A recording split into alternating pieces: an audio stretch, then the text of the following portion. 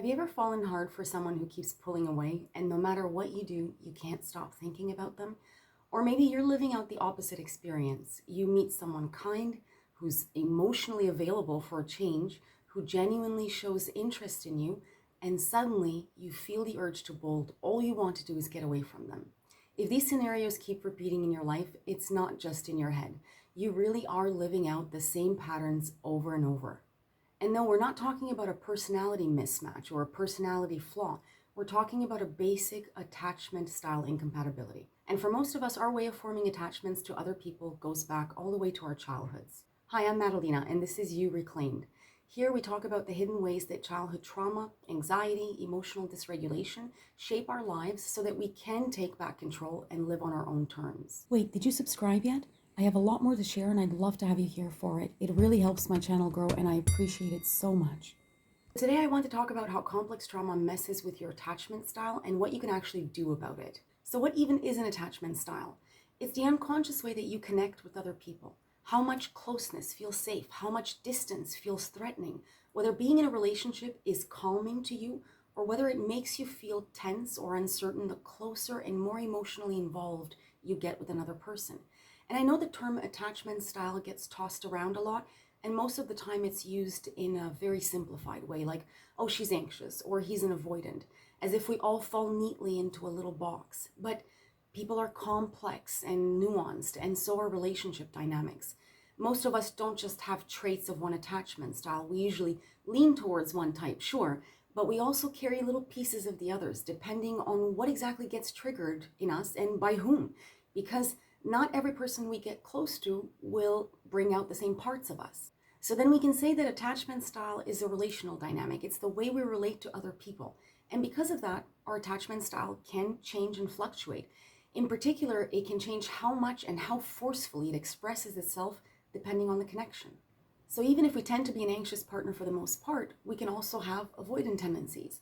And if we're an avoidant for the most part, we can express some anxious traits depending on what exactly comes out of us in each connection. That's why connecting with people whose attachment style is incompatible with ours on the opposite end of the spectrum makes connection a little bit more difficult. So how do we end up with our attachment style in the first place?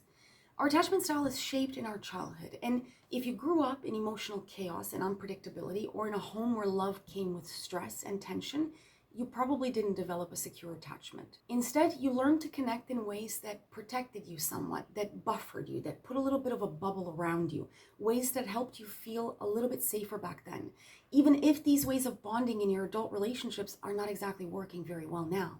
So if, let's say, you had a parent who was emotionally unpredictable, maybe they were loving one moment and cold or critical the next, your brain took note of that.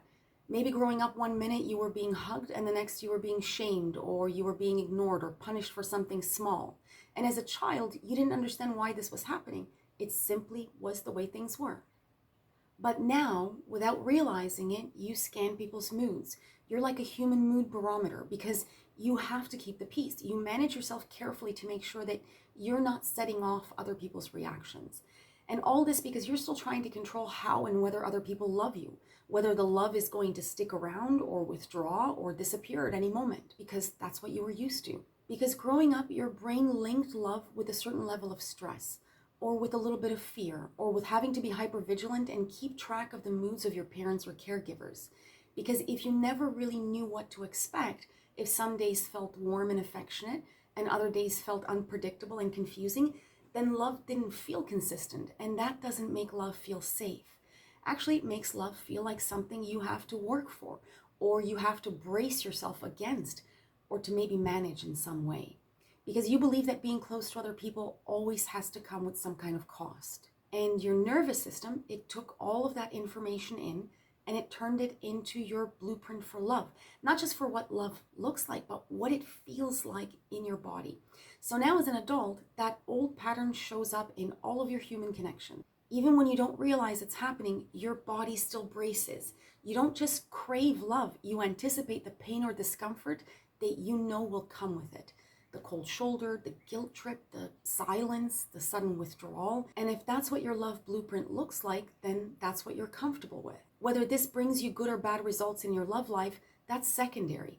The most important part is that it's familiar to you. And that's how insecure attachment shows up. Not as a choice we're making right now in the moment, but as something that our nervous system learned a very long time ago. But once you start seeing the patterns you're living out in your relationships for what they are, not personality flaws, but learned protective responses, then you can start changing them. You can begin to shift the way that your attachment style expresses itself. And by extension, you can start to change the way you experience love altogether. So let's talk about the main insecure attachment styles and how they tend to behave in relationships. Anxious attachment, also known as anxious ambivalent. If this is your main style of relating, you'll recognize these very predictable patterns. You get close to someone, you start to develop feelings, and then suddenly something shifts. They pull back. Or maybe you feel like they're pulling back. It's not necessarily based on anything, but your brain goes into overdrive. You start replaying every text, every conversation. You wonder if you said the wrong thing, if they're losing interest, if they're mad and they're just not saying anything about it. And all of a sudden, your whole nervous system starts sounding the alarm. Something is wrong, something is wrong. And from the outside, sure, it can look like you're being needy, but that's not really what's happening underneath. What's happening is that your body is slipping into an old pattern that it plays out when love goes a little bit quiet, when love starts to feel distant, when the connection between you and someone else gets interrupted by something. And the something doesn't have to be necessarily something huge. It can be something you perceive has cut the cord. So now your nervous system's antenna goes up, and even small shifts like a late reply or a weird tone from the other person, they start to feel huge to you. Because to you, this feels like danger. It feels like abandonment, because that's what's really at the core of your fear, is being abandoned. So you look for signs that the other person is on the brink of abandoning you. So now even a small shift in the way someone shows love towards you reminds you of something that's really familiar: inconsistency. The same inconsistency you remember from your younger years that you felt when your caregivers or your parents were about to pull back a little bit and be distant or maybe be unavailable, treat you differently. But even as a child, you learned to read between the lines and scan for clues that the mood or the affection of the other person was shifting or waning in some way. And you did this because it helped you feel like you had some degree of control, being able to at least prepare or to brace yourself for this shift. It helped you retain some semblance of emotional safety. But now as an adult, here you are trying to build real connection with other adults, but you're doing it with a set of crude survival skills that you picked up in your childhood. Rules like don't relax, don't trust too easily, stay alert in case the other person leaves. And those rules, they're not exactly wrong, they just don't help you get to where you actually want to go, which is to a solid and secure relationship. These old rules don't help you when you're trying to connect with other adults in a romantic relationship. They especially don't work when you're trying to connect with someone who has the opposing attachment style. And that leads us to avoidant or avoidant dismissive attachment. If this is you, then here's the pattern you're usually playing out in your love life. You want closeness, you like it, but only up to a point. You want connection unconsciously, but the moment that someone starts to see you, I mean really get to know the real you underneath the facade we all come out with initially, you feel uncomfortable. You feel trapped, like you're losing yourself, like you're losing your independence. So what do? You start to slowly feel irritated more and more, or smothered, or bored. You have a plethora of ways of disguising what's really underneath, which is really your fear of rejection. Unlike the anxious partner who's afraid of being abandoned, you're afraid that getting close will give the other person the opportunity to reject you. That if you really let someone get to know the you underneath, they'll get to know you and reject you anyway. So instead of getting closer, you shut down, you back off. You take every opportunity to create space between you and your partner instead of creating deeper connection. And it's not because you're cold or because you don't care. That's a common misconception about people with an avoidant attachment style. You do it because at some point, likely in your childhood, you learned that being vulnerable was dangerous, that letting someone get close meant being disappointed or hurt or rejected in some way. In fact, your attachment style is most likely rooted in having had caregivers or parents who were unavailable or who were dismissive or who rejected you in some sort of way. So you learned hyper-independence as a coping mechanism. If you can always fend for yourself, no one can really reject you, can they? Because you'll always be able to take care of yourself. So now your nervous system steps in to protect you whenever you get that feeling again, like you might grow dependent on another person. Your nervous system nudges you to make sure that you keep enough space between you and anyone else so that no one can get too close. That doesn't mean that you don't like intimacy, but you can slip into having superficial connections that seem like there's something, but really you're always keeping an emotional distance. And you don't always do this consciously. In fact, a lot of the time you don't realize what you're doing, but you keep enough distance so that you don't get too exposed. And this usually shows up as being emotionally unavailable or in having many short-lived romances, because as soon as the relationship threatens to get too close emotionally, what do? You manufacture all kinds of ways to get out. Or it can show up as choosing emotionally unavailable people without even realizing it, because unconsciously that distance feels familiar, and familiar is safe to you. And often this can mean getting involved with people who are already in relationships, so that there's already a barrier to being able to have a real relationship, or getting involved in long distance relationships that have some sort of impediment to you actually being physically close to the other person. It can also mean getting involved with people who are emotionally repressed or who don't have an easy time expressing their emotions, because again, this creates a buffer for you that makes you feel a little bit more protected, a little bit safer. You might also throw yourself into work or find ways to stay constantly busy, or just focus on keeping your independence rather than bringing your focus into finding real connection and interdependence with the other person. Because depending on someone else and letting them matter too much, that's the part that feels unsafe. Again, avoidant attachment doesn't mean you don't care. It means you learn that the safest kind of love is the kind that you can keep at arm's length, the kind that doesn't ask you for too much. It's the kind of love that lets you stay in control. So a lot of the relationships that you do get involved in, they tend to be the kind that let you have more power over your partner, that let you have the upper hand emotionally in some way. You prefer the kinds of bonds where you're in a power position. That's important to you. When it feels like the other person has more power because you love more, because you care more, because you're more emotionally involved, that really triggers your defenses. So again, it's not that you don't care or that you don't value connection. It's that you're actively repressing your need for connection by creating distance or creating ways to squash real intimacy when it does show up.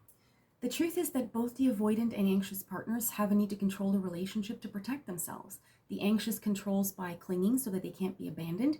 The avoidant controls by rejecting or by creating space before you're able to reject them. But this kind of control is just an illusion. What it really does is it leads to a lot of behaviors that end up wrecking your close relationships. Not a lot of romantic partners are willing to stick around while you place a variety of booby traps in their way of loving you. So what you're doing really is you're destroying a lot of your opportunities for real, genuine connection. And on learning this, it takes time. It takes a lot of self-reflection and a whole lot of self-compassion. And that leads us to the last of the insecure attachment styles, which is the disorganized or fearful avoidant. This one's tricky because it's more of a push-pull dynamic, and it's the most unstable. You want love deeply, but the second you start to feel it, the second you start to get really close, you also start to panic. You get close, then you pull away. Then you miss the closeness again because you have a deep need for emotional connection, so you come back. And then what happens? You get scared again and you pull away, and this cycle continues on and on and on. There's quite a bit of passion and drama in this attachment style. At least it looks like passion, but it's also quite unstable because what's happening is that your nervous system, it got wired to associate closeness with both comfort and fear.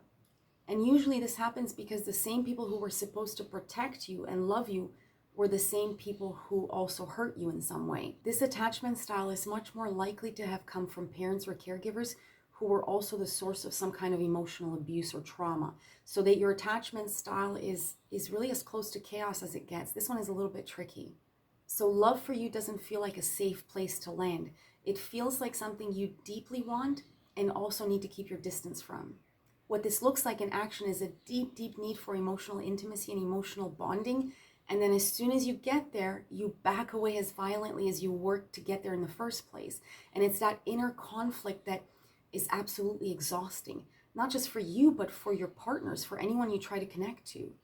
I think because the common perception about avoidance in general is that they don't care, because Their behavior can definitely come across that way in relationships. It's easy to dismiss how they act as a lack of care towards their partners. But what we miss in this way is that, especially in the fearful avoidant, there's a great lack of self-compassion and even of hatred and shame towards the self. And I talk a lot more about this on this channel because I think if we can recognize this, it makes it a lot easier for you as a fearful avoidant to understand what's happening, and a lot easier for people to try to connect to you. Because I think that if anything can bridge the gap between our ways of connecting, it has to be compassion. Compassion for ourselves and compassion for the other person. And the fearful avoidant especially needs that compassion for themselves. Here's the thing. Your attachment style, it's not your identity. It's really an adaptation. It's a pattern that your nervous system fell into to help you cope, to help you manage the inadequate care that you got in your childhood. Whatever that inadequate care looked like, whether it was parents who didn't have time for you, whether it was real emotional abuse, your way of adapting made sense at the time. But you don't have to keep living inside the same wiring forever, not in an extreme way. You can soften the edges of the attachment style you started out with so that you can have better relationships. It will take some work on your part, but you can shift one of these insecure attachment styles towards the center, towards secure attachment, right? So imagine the attachment styles like this: securely attached in the middle, nice and cozy and comfortable, and the 3 insecure attachment styles on the outskirts. All 3 of the insecure attachment styles can slowly, gently, with your attention, gravitate towards the center. You don't have to perform some sort of magic trick and go from where you find yourself now to completely fixed overnight. You just need to understand the love blueprint that you started out with, your baseline for what feels like love to you, so that you can start building a new one. And that's what healing attachment patterns is really about. So where do you start? You start by observing yourself in relationships, not to shame yourself, but to understand, to really get why you react in certain ways and why you repeat certain patterns in your romantic connections. So if you've never come across this idea of attachment styles, you have to start out like a bit of a detective and ask yourself simple questions like, do I feel anxious when someone is slow to respond to my messages? And when we talk about this, we don't mean when someone purposely ignores us or when someone is purposely disconnecting from us. Do I feel suffocated when someone shows interest in me and tries to get emotionally closer? Do I feel like running away? Do I feel more comfortable being around people who are emotionally unavailable or unavailable in some other way, like if they're married, if they're living far away? Because realistically, if you don't notice these patterns, you really can't do anything about them. And you'll probably keep falling into the same old cycles that leave you frustrated or unseen or alone. But once you notice the patterns, then you can get to the work of it. And you can find ways to interrupt the patterns you fall into. And I'll teach you ways to do that in other videos. We talk a lot more about the subject because it's such an important one. The way we relate to our partners, it makes such a big dent in our lives. And from here, it's not about labeling yourself or trying to fix everything overnight. It's just about getting honest with yourself. It's about paying attention to how you show up in connection, what you need from other people to feel good being connected, what you need to avoid, what triggers your fears or your anxieties. All of that, what it does is it gives you information. And once you have that, you have so much more power. So start with that. Start by noticing where you land on the attachment spectrum. Because the more you understand why you react the way you do, the more you can change what happens next. And we'll keep talking about how to do that bit by bit on this channel. If you found this video helpful, head on over to my other video on why we keep attracting emotionally unavailable people, because understanding your attachment style is only the first step. Choosing differently is what comes next. See you in the next video.